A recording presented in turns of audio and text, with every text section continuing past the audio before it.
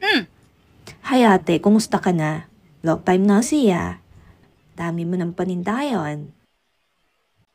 tagal mong dinagawi dito sa tindahan ko eh. So, anong ate?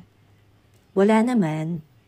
Ate, makikiusap lang po sana ako. Ah, Baka, nako, alam ko na kung saan yan tutungo yung usapan na yan.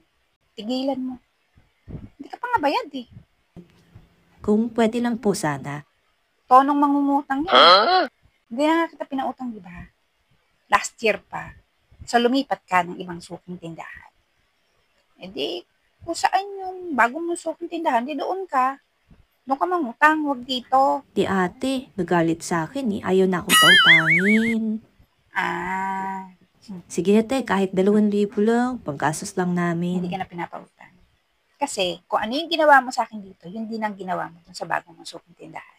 So, hindi ko na problema yun. Sige ate, babayaran naman din kita eh. Sige na. Ang haba pa nga ng listahan mo sa notebook ko. Hindi mo pa nga nababayaran. Mahigit 1,000 na yon. Tapos ngayon, eto ka na naman. Saya ka.